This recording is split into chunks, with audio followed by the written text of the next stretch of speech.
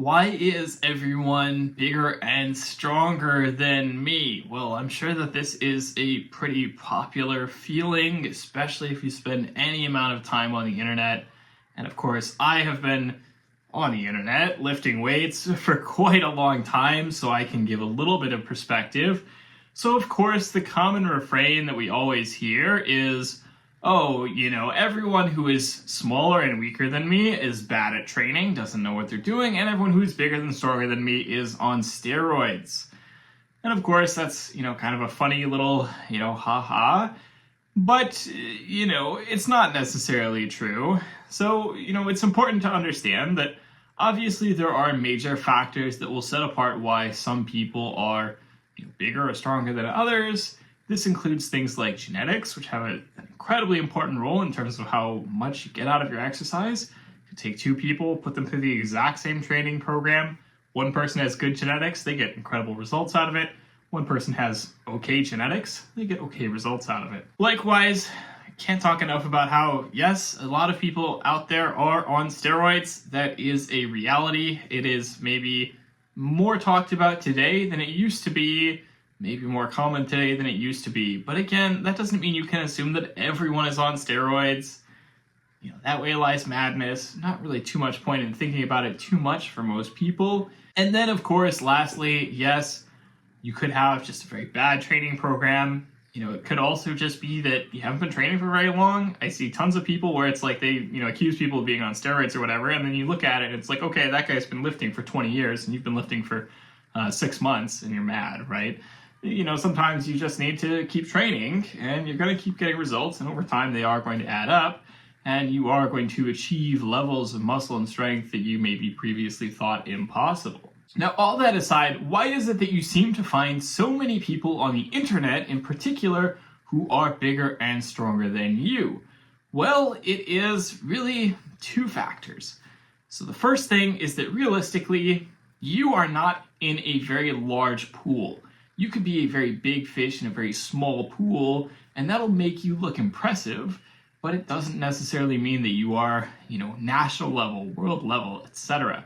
So realistically, most of the commercial gyms that I've trained in, I've probably been one of the biggest, one of the most jacked, one of the strongest people in the gym.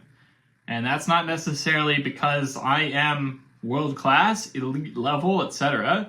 It is because your average gym has maybe a few hundred members, and, that's not a very large sample size, realistically, compared to the millions and billions of people out there on the planet. Now, of course, this can be different if you go to a specialty gym. For example, I have trained at Westside Barbell, the strongest gym in the world.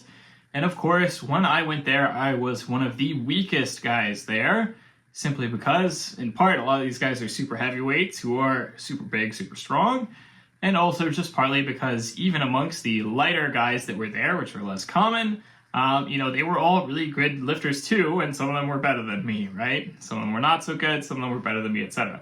But the point is, you can certainly change the pool that you're in and find that, oh, actually, I'm not nearly as impressive as I thought, simply because you're now putting yourself in a pool that includes much higher quality lifters as opposed to your average gym, which is going to include, maybe a handful of good lifters, a lot of grandmas, a lot of, random guys in their middle age, a lot of soccer moms, all kinds of different people, most of whom are probably not necessarily training to be as big and jacked as possible, as strong as possible. So part of the issue here is that when you go on the internet, you are no longer looking at the small pool in which you are normally invested.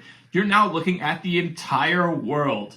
You're going from that pool of maybe a few hundred people to that pool of billions. And once that happens, okay, obviously there's going to be a lot more competition. It's going to seem a lot more like everyone is bigger and stronger than you. However, it's important to understand you could still be objectively pretty impressive and still get this impression. So for example, let's say that you are, by genetics alone, better than, say, 90% of the people in general, right? And that means that you're probably going to be, again, like one of the strongest, most jacked people in your gym, right? But you go on the internet, you're still going to see that 10% of people who are way better than you, and you're still going to think, oh, I'm not very good. When again, in reality, you are better than 90% of the people out there. And so that could give you a really false, mistaken impression of exactly how impressive you are. Realistically, when we talk about actual percentiles, most people do not have impressive numbers. That includes obviously a lot of people who don't train at all, who barely exercise at all, but it's important to understand that if you go to the gym pretty regularly, if you are, one of the most jacked people in your gym, even if you don't necessarily have a very impressive physique, even if you don't necessarily have the best numbers in the world, you are probably, percentile-wise, somewhere above 80%. You are probably in the top 20% of fittest people in the world simply because you are somebody who trains consistently, has a good program, and so on. So it's important to understand that you don't, miss the forest for the trees. You really can be pretty impressive, but again, when you compare yourself to the whole world, the entire, sum of all the people in the world, then, obviously you're not going to seem as impressive because you're comparing yourself by definition to essentially the people who are the most elite, the most jacked, the most world-class, and so on. You're talking about people who are world record holding powerlifters. You're talking about people who are, maybe in contention for like top 5 most, jacked bodybuilders of all time, right? Like that's the kind of people that you're looking at. And by definition, you're talking about, maybe, top 5, top 10 people out of billions. Obviously, those people are going to be better than you, and that gives you a very skewed perspective of how good you actually are. The other really important factor that you need to understand when comparing yourself to people on the internet is survivorship bias. So we have this, pretty common story. Basically, the idea being that they were sending planes away in World War II, and they wanted to figure out, okay, how can we make it so that these planes are able to, survive more gunfire, etc., and, bring our troops home safely and so on. So what they did was they analyzed all the planes that came back, and they found that they had, okay, here's, the places these planes tend to take damage. And so your initial thought would be, okay, based on that, we should put more armor, more plating, etc. on those places so that these planes are, more likely to come back. However, this is a prime example of survivorship bias at work, and this is the image that you see shared around the internet all the time, which is that this is exactly the opposite of the conclusion you should be drawing of this situation. Because what you've actually done is you've not identified places that need to be armored if you want to protect your planes. You've identified places that planes can take bullet damage and return safely. If you are looking specifically at those planes that have returned safely, then actually what you want is to be armoring the places where they are not taking bullet damage, where, for example, you get hit in the cockpit and so on, the engines. That could cause the plane to go down, immediately. And then, of course, that plane never returns to base. You never get to look at the damage patterns. And so, of course, you never factor that into your decision making. Survivorship bias is about our tendency to focus on, basically the things that survive and not at all notice the things that don't survive, and then sort of think of that as guiding our decisions. So, for example, you take, say, 10 people, and let's say that you put them all through the same, training program. Let's say that 9 of those people fail, and it's actually a pretty terrible training program. And then one person succeeds super, super well. And then you go, oh, I see this person succeeding. You don't know anything about those other 9 people because you don't even hear about them. You're not really paying attention to them. And so you think, okay, this must be a superior training program. I should follow this. However, realistically, what might be a better training program is a program where maybe you don't have as much of an impressive one person, but basically say all 10 of the people improved in some way and you didn't have 9 failures, right? Survivorship bias is an extremely common phenomenon in everyday life. It means that basically people who succeed tend to get a lot more attention, a lot more praise. We tend to notice those things, and it tends to warp or skew our perception because we are not factoring into our decision-making the people that fail. So when it comes to social media, the problem with social media is that social media is effectively a survivorship bias generating machine. When you take any kind of social media, what happens is that social media is designed in such a way that you're supposed to share content with other people. And then content which turns out to be highly viral, highly interesting, highly shareable, maybe because people hate it, maybe because people love it, whatever, that's the stuff that the algorithm of whatever social media site this is decides to push to other people. Those posts become highly visible, those posts become viral, and as a result, those are the posts that everyone sees. However, for every viral post, there are hundreds, thousands, maybe millions of unseen, unviral posts, you know, like your grandma being like, hi, I baked a cake today, or whatever, right? Like, there are plenty of posts that are simply never seen in your feed or whatever, because that's simply, you know, the algorithm has already determined, hey, you don't want to see this, so I'm not going to show it to you. And so what that means is everything that you see in the algorithm, everything that you see on this app is essentially survivorship bias. Only survivorship bias, nothing else. And that gives you a very skewed understanding of, again, the total range of folks out there. And in particular, when this comes to fitness, what this means is your feed, algorithmically, is going to be populated with the biggest, the strongest, the most jacked, the most interesting people possible, fitness-wise. It's going to have people who are, you know, deadlifting insane amounts. It's going to have people who are super, super jacked. It's going to have people who are doing, you know, like weird stunts with a barbell, right? It's not going to have, you know, oh, okay, some guy, he's, you know, put a little bit of, you know, muscle on his biceps, but, you know, he doesn't look that interesting. You know, his biceps aren't really that big. You know, he's made some great progress, awesome for him, but, you know, not really interesting to you, right? And that is the problem, is that out there on social media, there are an insane number of people who have like, I don't know, like 200 followers that are just all their friends and family, posting like, oh my God, you know, like I can deadlift 250 pounds now when I could only deadlift 200 pounds, you know, last week or whatever. And, you know, you never see that, right? And then you have, you know, maybe a 300-pound deadlift and you're like, oh God, I suck. And then you see the guy, you know, world record holder who's like, I can deadlift 900 pounds. And you're like, Jesus Christ, you know, what's going on there?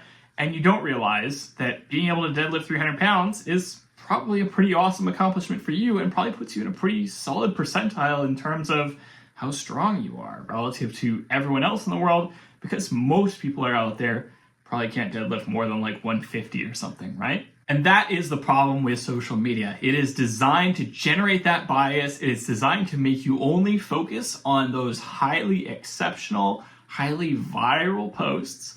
And when that comes to fitness, that means that you see only the biggest, the strongest, the most jacked, and so on. And that gives you, again, that impression that you are not that impressive, when chances are you probably are more impressive than you think, especially if you have been training consistently for a long time and you can put up some decent numbers. Personally, I can deadlift around 550 pounds. It is actually increasing. I've been training for strength lately, and I am going to be hitting some PRs soon, which I'm pretty excited about. But, you know, I never thought that 550 pounds was very exciting. When I, you know, look at the world records in my weight class, we're talking like 800 pounds, right? Christ, that's so high. I'm so far away from that, I feel like I'm garbage, right? But you factor in the fact that I'm not taking any performance-enhancing drugs, I'm not taking any steroids, and I literally went out and talked to a friend of mine who is a strength coach, world record-holding strength coach, and I said, oh yeah, you know, I can deadlift 550 pounds, thinking, oh yeah, that's not that impressive. And he goes, wait a second, you can deadlift 550 pounds? That's actually really pretty impressive for a natty. And I was like, really, is it? Because my understanding was so skewed by the fact that I was just so hyper-focused on the world record. You know, I think realistically, probably, my limit is probably somewhere around 600 pounds if I keep really pushing it on strength for a few more years. And I think that 600 pounds is a pretty impressive number that I'm pretty excited about, right? And that's, you know, that's good enough for me. I don't need to take steroids. I'm certainly not the most jacked. I'm certainly not the most genetically gifted in the world. But that is pretty exciting personally. And it's nice when you have that validation, when you have that understanding over time, to go, oh yes, I am actually pretty impressive, even though I may not feel like it, even though I may feel like, again, everyone on social media is way bigger, way stronger, way more jacked than me. And so the number one piece of advice I can give most people is, please, please, please don't follow a ton of fitness influencers. First of all, we're a terrible lot. You know, we're not very, you know, intellectually interesting, honestly. Followed a lot of them for a while. A lot of it's just stunts and weird stuff. Liver King, you know, like honestly, Liver King really put me off of the whole concept of fitness influencers pretty badly, because his content is just like, God, I didn't want to see that. And it gives you a very skewed perception of what's normal. It gives you a very skewed perception of just like how impressive you actually are. And it can really discourage you from wanting to continue, from wanting to progress. And realistically, what I think most people need is they need to really lock in their mindset. They really need to lock in committing to, you know, like lifting consistently for years, managing their diet as needed, managing their stress, managing their sleep, managing their recovery, and just keeping at it for a long time, and you're going to get impressive results if you do that. And, so many people let themselves get discouraged by, again, it maybe feels a little bit encouraging to, look at this guy who's so cool, so big, so impressive. But then, like a little bit of time sets in and you go like, oh God, why don't I look like that? Why don't I have those kind of results? And the answer is usually like, they're probably more genetically gifted than you. They've probably been training for longer than you, or maybe a bit smarter than you. They're probably taking steroids, and, you can't necessarily change all of those factors overnight, right? Not necessarily something you can do. So I hope this video has been helpful. As always, don't hesitate to like, comment, subscribe. Let me know what you'd like to see in future videos. Comment down below, say hello, tell me I suck, whatever. Have a good week. I will talk to you all next time.